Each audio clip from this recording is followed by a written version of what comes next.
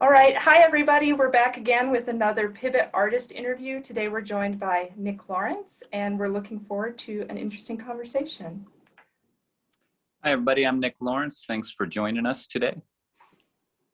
Thanks for making this happen and giving us some of your time during these weird and busy times.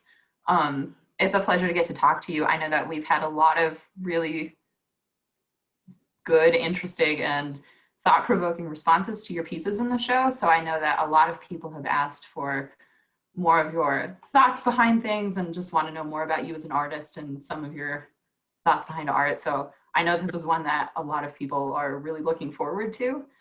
So thanks for just chatting with us. I'm just going to jump into our first question that we give to all of the artists, but how did you first join the Pivot show?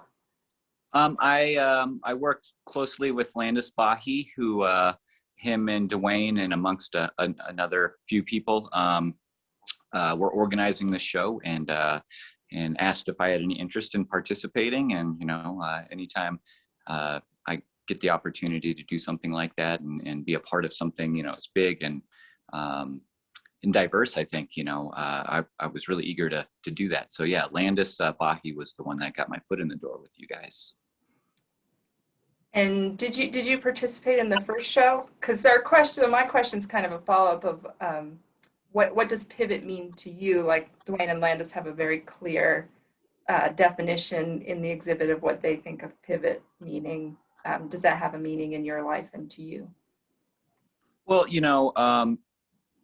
I would say that my interpretation of the pivot may differ from Dwayne and Landis's.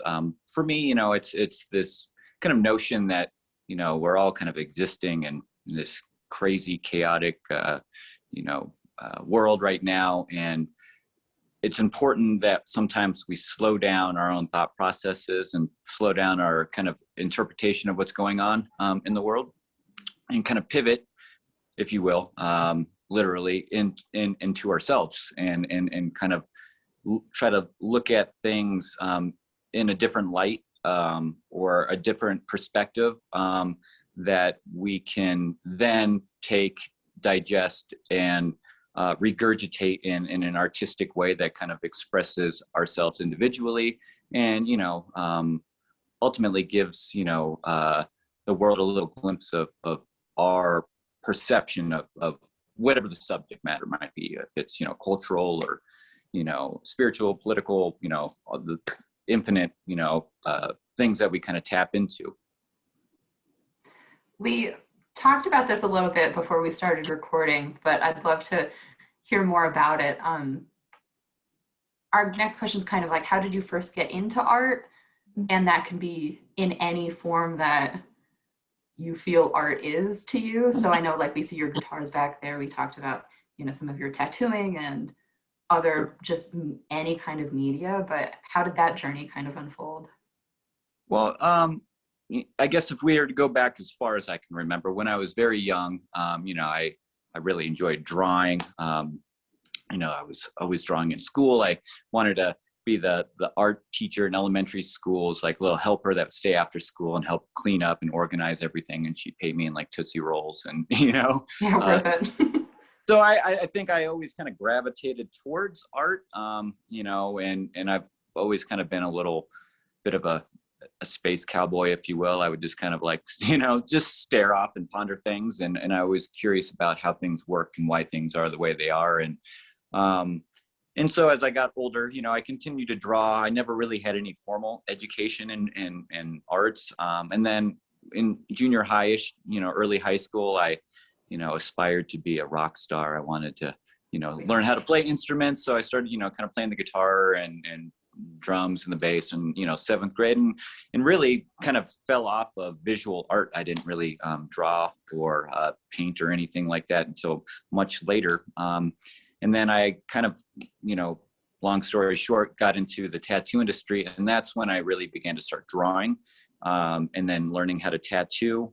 And then I really didn't start painting until much later. I dabbled around in watercolor and a little bit in acrylic. And I think it wasn't until about 2009 did I start to work in oil paints. And that's really when it kind of captured me, and I just fell in love, and that's when my affair with oil painting started, and so yeah, I guess it's always been kind of innately in me as an artist. It's just kind of I've expressed it in different ways, and continue to kind of explore those boundaries too. Like now I'm learning, teaching myself how to sculpt with clay. I have no idea what I'm doing, but I figure it's just like anything. You put enough time and practice and energy and study into it, and you'll figure it out. So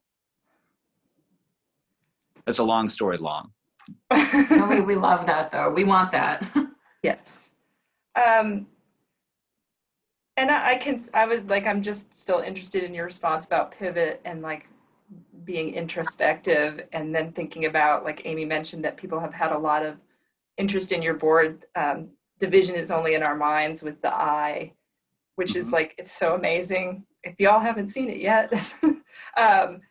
And that sort of leads into a couple things. And one of them, and this is something Landis had mentioned to us, like, I want you to interview Nick, and I want to know, we've asked everyone else, what does it mean to be a Native artist? You're the only non-Native artist in the show. So we're kind of interested in your take on participating in the show and things like that. Like, how does it feel, or how did you approach being the only non-Native artist? Well, when I got asked to do the show, I didn't realize that was the case. I knew that, Dwayne and Landis are both very much involved in their culture and the art, the artists that come from, their culture and the surrounding areas. And so I didn't really realize that I was going to be the only non-Native or Caucasian person in the show, until after the show had already, I think the first showing, I realized like, oh, wow, this is, and so that was really an honor, for me to be accepted and into that. I think as far as, what I'm trying to describe and articulate in that painting, that division is in our mind, is that ultimately we're all cut from the same cloth. We're all made of stardust, right? We're all just the molecules in the universe that collected, and although, we may be different sexes or different, ethnicities, we're all the human race. We're all one. And not even just as human beings, like everything is interconnected. The space that is between us, the energy that is in between us, is what connects us. We don't perceive that. We just see the void between. We see, oh, you're a male and you're a female, or you're black, or you're white, or you know what I mean? You're this, belief system, or you're this belief system, when ultimately we're all the same thing. We just perceive ourselves as being, different. And so, duality that exists in the universe kind of creates this juxtaposition of, there's a left and a right, there's a positive and there's a negative. And I think, on a human level, we tend to put that same emphasis on each other. We focus so much on our differences, and really neglect what we all have in common, and we're all ultimately love and infinite energy, infinite creative energy. And so I was trying to, articulate that in that painting, that we're, everything is connected. Everything is part of the same creator, if you will. Whatever your belief system may be, we just kind of, try to add verbiage to something that is so abstract that really can't be quantified into words. So even I have a hard time sometimes trying to articulate really what it is inside that I'm trying to express to the outside world, through my art. But ultimately, we're all one, And I think, the piece that we're talking about, again, if people haven't seen it, we'll post it. We've been trying to hold off on posting pictures of the show because we want people to come see it, but we know now that's, COVID makes everything really weird for travel and being able to visit things. But on the labels in the show, yours is, the division is only in our minds. What you wrote about it is something that we included on the label because we wanted people to read that. And that's something that I think the most out of any of the labels in the show, that description was what caught people. And I think it goes along with you know, a lot of the issues that we're facing today, like over the summer when a lot of the Black Lives Matter things were happening, and just all of the socio-political, all of the Sure. things that were going on really affecting people, and being able to come into the Pivot show, understand some of the different themes of Pivot, and then also reading that hit a lot of people to want to know more about just that approach to things, but also just being able to, I think, identify with that and just really be able to see like a really well written description of how all of these things are just, you know, I don't know. It's a really wonderful description, and I think it impacted a lot of people in the show. And kind of jumping off of that, we've been asking some of the artists, why do you think art is important now in, you know, COVID times, in socio-political angsty times, anything like that? So why is art important to you now? Well, I mean, I think art is important to have in everybody's life, you know, some sort of creative outlet. And I think that's ultimately how we like evolve, especially like consciously, you know. A lot of times art will describe dysfunctions in our reality, whether it's, you know, societal or socio economic issues or whatever it might be. And through that, we start to recognize there's a problem more collectively, like, oh, a lot of people are painting, you know, pictures of people holding signs, or, you know, whatever, you know, starving children around the world, or, you know what I mean? And raising awareness to these various issues that exist that affect us all, you know, directly, most of the time indirectly.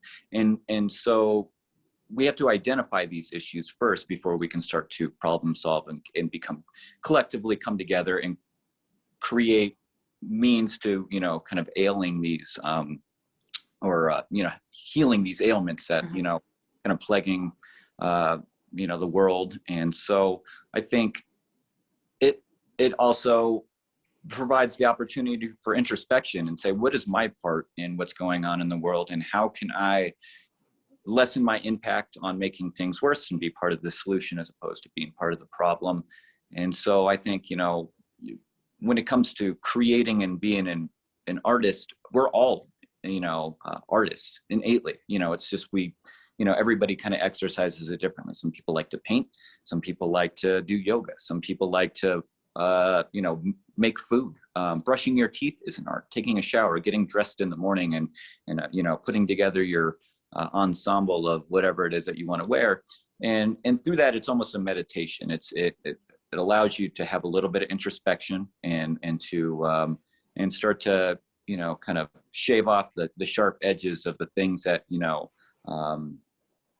create tribulation in your own life or in the world. And so, you know, I hear all the time as a tattoo artist, oh, I'm not an artist, I can't draw, I can't do this, and it kind of, I try to curve that person's like thought process and help them recognize that you are an artist. You just, you put your art out in a different way. You know, you don't have to be a painter or a visual artist to be an artist. You can be a musician. You can, like I said, bake cookies. You can make a bowl of cereal, and whatever that might be is an art. And again, it creates a platform for you to kind of step back and look at your day or your life, or, you know, what you aspire to do, or perhaps regrets that you may have had, and learning how to, you know, curb those tendencies towards, you know, negative behavior, or, you know, behavior that, you know, affects people adversely or yourself adversely. And I'm rambling again. We're captured by it though. But yeah, I mean, I think, you know, art is just expression of self. And I think it's important that everybody, whether you know, feel you have that worth or not, on some level, you know, accepts that, like, I am an artist. We're all an artist, because we're all one. We all like the earth, if you will, is our canvas. And whether we're, you know, designing, you know, places to live, or ways to grow food, or, you know, freeways, or whatever it is, we're molding and creating and creating a world that we all live in, and we're all collectively participating in that. And so I want everybody to kind of recognize that and think, what kind of product do we want to create in the end? Do we want some sort of refinement that works efficiently where everybody is able to, grow and strive? Or do we want to, continue to stifle our progress, but I think ultimately we are all heading in that direction. It's just, we can only move as fast as the slowest car on the train, so it's just trying to get everybody caught up and moving in a direction that, we can all express creatively and collectively kind of contribute to the greater good, if you will. I think your description of all of that is really interesting in kind of the feelings that Amy and I have had about the Pivot Show, and then the reactions, like we said, of people coming into the Pivot Show, and then the times that we're in. Like, the thing that was so exciting from the beginning about Pivot, and this all came together before COVID-19 was even a thought in our mind. But we were really excited about the community, and it is this interconnected group, and it feels exciting for us to now be drawn into that orbit and to make all these connections to get to have to do these interviews with you artists. And then and then COVID-19 happened, and it's crazy, and everybody really is isolated. We're all experiencing something similar, but we're all isolated. And just people's reactions to coming to the show, I think it particularly means a lot right now, because we're really striving for those connections. And there's been a lot of oh no, you're here and this is here and this is that. And even on campus and dealing with the health part of it is just we're a community and we need to look out for each other. We're all connected to each other. And I think the show fits really well with that. And then, like Amy has mentioned, your board has drawn a lot of attention for that. And there's a lot of other artists expressing similar sentiments. And it's been really special to have the show right now. So we're thankful for that. Yeah. Yeah. Yeah, I recall the show was, I think, maybe 2 or 3 weeks out from its grand opening. And then it got indefinitely pushed back. And I just remember, seeing Landis just it was just like a kick in the gut. They've all worked so hard on, organize. I mean, it is organizing this many artists is like hurting. It is. I was a tattoo shop owner for 17 plus years, and and I had 6 or 7 guys that I had to try to get all on the same page, and that was unbelievably challenging. So to have something this big and put so much time, so much energy, and have so many people participate just to kind of have the rug swept underneath you, but to see it, continue to push forward, and I think that shows that there was a lot of love and a lot of energy that had to be channeled somewhere, and it wasn't going to just die. And so I'm really proud to be a part of something that thrived through this whole pandemic, and this, like you said, kind of this separation where everybody kind of got isolated in their own little thing, but somehow you guys have all still collectively kept this train moving. And so I admire that. It takes a lot of hard work on your guys' part. Well, and it is, like you said, it is a passion project that we have to commend Dwayne, Landis, and Sam for pushing forward and helping us coordinate with all of the artists. But like you said, we say this a lot, it's we wanted everyone to come see Pivot. And this was going to be just such an amazing big show for us, and be so impactful. And though we haven't had all of the artists come see it, we weren't able to have all of the events, all of the things that we wanted to come with it, we still had such amazing reception from the people who were able to see it. And it just pushed us to do these interviews, to actually talk to all of the artists that we could, because that wasn't necessarily a thought before. We weren't planning on doing Zoom artist interview series. We definitely never have been in front of a camera to do this. So it's just been wonderful. And I think, like you said, it's just wild that there is this silver lining that we're able to have from something that's so upsetting worldwide. But I think a lot of it too is that theme of Pivot, the vibe of Pivot, the kind of emotion that all of the artists have put into this individually that was able to drive that push, and just the energy that we were able to continue even isolated and separate from that. So thank you for chatting with us today. Yeah, my pleasure. Did you have anything else you want to ramble about, or Liz, do you have any other pressing questions? Don't get me too caffeinated and started. It might.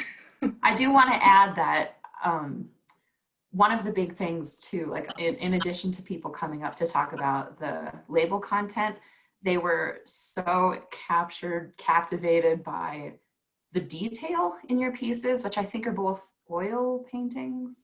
I think they're both oil on the board. Oil. And so we would send people to your Instagram account, which I'll link to, and they could not believe that the same person who painted these like amazingly detailed boards was also, you know, a daytime tattoo artist. And not that those are that different, but I think a lot of people don't realize like you can do both. You can master all of these, you know, just media and just talent. Well, So I'm far from mastering it. Either one of them. I'm not sure about that. I might have to It's about, you know, like the product in the end is refined, but my process, I think if anybody that is had the opportunity to watch it or experience it, it is really disjointed and it takes a long time. It's certainly not anything that is whipped together. You know, I've got a little touch of the OCD and attention deficit at the same time. So you know, I have the guys that I work with in the tattoo studio that watch me tattoo, and they scratch their head because they like, what is he doing? Why is he over here? Over here? And but you know, ultimately it comes together in the long run. But it's, you know, just like anything, it's just a lot of practice. It's a lot of study and you know, practice, study, repeat. So you know, Rome wasn't built in a day, and yes. neither is any art, you know, except, you know, Landis and Dwayne, those guys are like lightning fast painters. I'm jealous, but anyway, yeah, you know, I really do appreciate the opportunity to be a part of the Pivot exhibit, and you know, again, you know, even the things that I wrote in the descriptions of my painting, you know, I've always been, to be honest, very self-conscious about, you know, like writing and kind of, you know, because I feel like sometimes it is really really abstract, and I think some people maybe do have a hard time, you know, connecting with it, or you know, and so for me, I guess that is it's been an exercise of surrendering to, you know, judgment or the unknown or the gravity of the unknown and what people think, and to get such positive responses has been you know, beautiful for me to experience. And I just want to thank everybody that has taken the time to you know, not only participate in the Pivot exhibit and contribute to it, but all of the, you know, the spectators and the people have come out and hopefully they've taken some you know, I don't know, inspiration from these beautiful pieces of art from all over the Southwest. I mean, I believe from kind of all over the world, really. I don't really know the boundaries of where the collection of all of this came from, but again, thank you guys so much for allowing me to be a part of it. And you know, hopefully we'll see you guys for the next one. If you guys if you guys want to keep me on board or not. We're looking forward to see where Pivot continues from this, and we're just happy that we've been able to connect with all of the artists. This probably is not the last that you've heard from us. So, you know, we love to like use our community and build that and see where we can help our students in our community reach broader places. So thanks for chatting with us. Let me give all the little shout outs that I do. Thank you for people for let me throw my headphones. Thank you to everybody who's watching this and for watching all of the other artist interview series. Like we said, we've been blessed to be able to talk to the artists, and I know that people watching are very interested in hearing what people have to say from the artist point of view. So if you want to follow more of Nick's artwork and other tattooing interests, other things like that, you can follow him at Nick Lawrence Art on Instagram. As always, please follow the Pivot Exhibit's Instagram page at pivot_skateboard_deck_exhibit, and us at the Center on Instagram, Facebook, YouTube for these series. And we also want to thank some of the people who helped us financially to get Pivot to the Center of Southwest Studies at Fort Lewis College. There were the LPEA Roundup Group folks, our crowdfunding donors who were immeasurably helpful and supportive, Richard and Mary Lynn Valentine and Colorado Humanities for helping us get more grant money to help support Pivot during these uncertain COVID times. Thank you so much, Nick. We're so happy to chat with you. And if there's ever anything that you need from us, please feel free to reach out. We, again, are just so grateful to have your pieces on display at our center. So thank you. It's been my pleasure. Thank you guys. You guys have a wonderful rest of the day. You too. All right.